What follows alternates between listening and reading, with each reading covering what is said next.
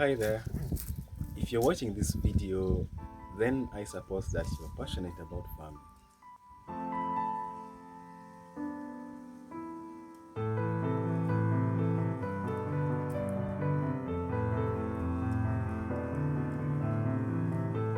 I want you to imagine owning a few stems of passion fruits. Did you know that this right here is actually occupying a very small space, but it could turn out to, be something rewarding for you?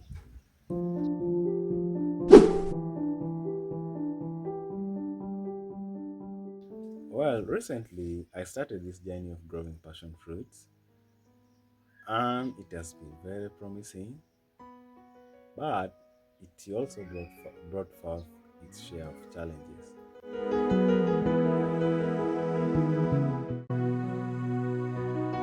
First of all, like the overall project has been delayed, well, for months because I technically failed to finance it. And secondly, because it took me so long to begin staking them, they overgrew, intertwined, and I had to practically cut out most of the vines. Okay, so in the process, I had a lot of them when I was trying to stake them. And this, remember, was done in dry season where there was scorching heat. So the vines, they almost dried. That is where watering, came in. I started watering them on a daily basis to ensure that they survived, which somehow they managed to survive.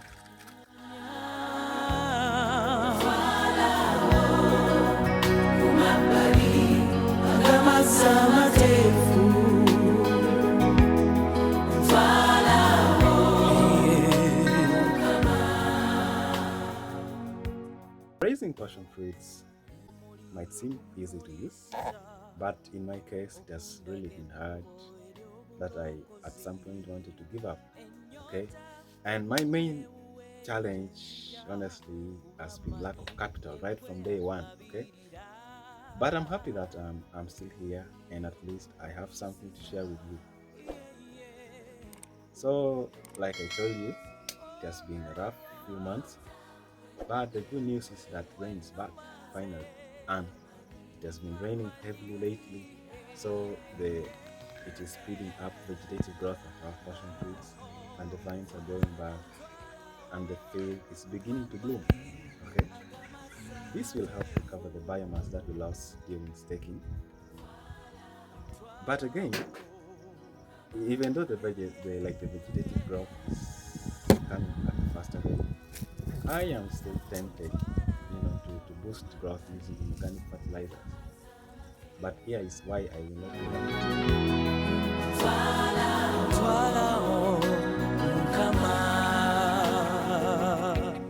Because the target, guys, is organic passion fruits. Okay? Therefore, we are not going to use any inorganic product, although an NPK, with a higher nitrogen content, would have really boosted growth. And within a few weeks, when the vines begin flowering, I'm not sure how we're going to boost flowering, but that will come later. And perhaps you could advise me on natural ways of boosting flowering.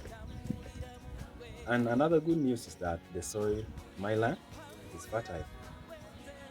But I've also added some compost, before transplanting. That was around mid of last year. And I still have some composting, some compost. And the point is there is litter in my chicken coop that I'm going to bring in later.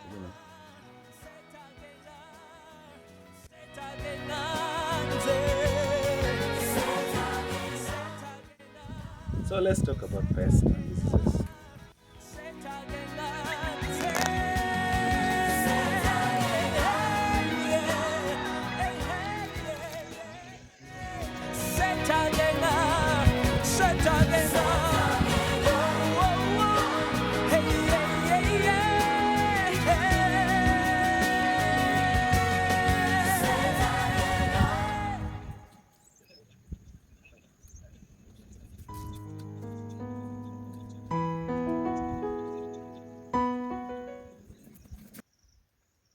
There are quite a number of pests and diseases that we can tackle. But for now, today, let's talk about one common pest, and that is fruit fly. Do you know what a fruit fly is? Well, fruit flies are very tiny but very notorious creatures. They are small flies, almost yellow looking, and the worst part is if you do not intervene, they'll practically destroy all kinds of fruits in your field and get away with it. So if you have tree fruits, you might consider learning a bit about fruit flies. Here is how they destroy the fruits. They bore holes, lay eggs inside the young growing fruit, and the eggs they hatch into larvae, and they destroy the affected fruits by rotting. Okay, the fruit rots. The fruit rots. But in the case of passion fruits, it does not rot, but your quality of the fruit is significantly reduced. So this is where a fruit fly trap comes in.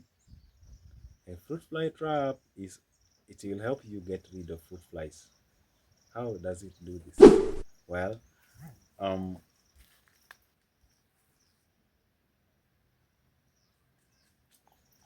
it lures these insects in and kill them on contact. These traps they target fruit flies particularly because it smells like their female counterparts, calling them for a dance. Once they land on it, the final dance is usually destruction, which is good news to us farmers. So fruit flies they can destroy quite a number of fruits. I recently tried growing watermelon, but being a beginner, I was a bit naive and I did not know much about these tiny insects at the time. I had my traps set in, but they were not sufficient. So the insects swam in. By the time I realized that I needed to add more traps, checkmate. It was game over for me and my watermelon. They practically destroyed more than half of the melon garden, and I made losses. And this cannot happen again with my passion fruits. And therefore, you too must not, give these insects a chance with your fruit crops. Okay, whether it is oranges, guavas, mangoes, watermelon, name them. But do you even have any fruit in your backyard? If you do, even just flowers by the way, you might consider using a fruit fly trap. Okay, I will explain more about fruit fly traps. When I deploy. Well, when it comes to staking, there are very many ways. One way is erecting a support using either round wooden poles or concrete poles. And when you put the support, you find a way of weaving, a mesh on top where they're going to climb and, colonize and form a canopy up there. But the concrete poles, they're durable, but it's a bit expensive. Therefore, you could do eucalyptus round poles, which is relatively cheaper. But you use a stronger and thicker poles, okay? You can either use nylon threads or galvanized wire, for the top. But again, galvanized wire is a bit expensive more than nylon thread. And when you choose to use nylon thread,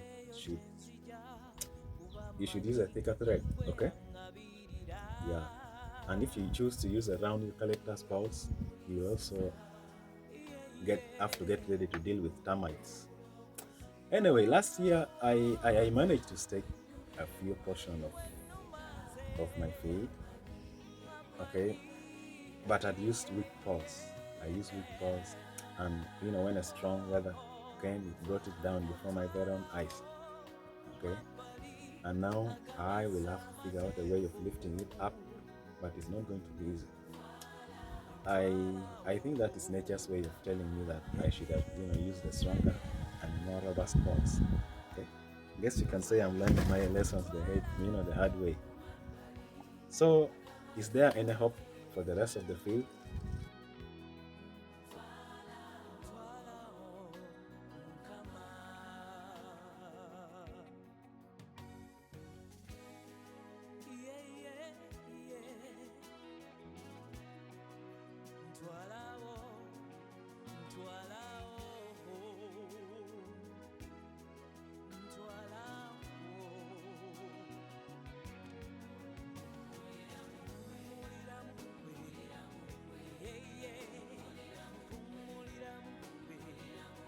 I'm trying to push really hard. Okay, I'm hoping to get the rest of the vine straight. I have set a time frame. I'm doing it probably about 8 to 12 weeks, hopefully. This is relatively a longer time frame, and yet I still don't know whether I even beat this timeline. Okay, and the problem is by then I will have missed out on a lot of harvest that these vines could have given me.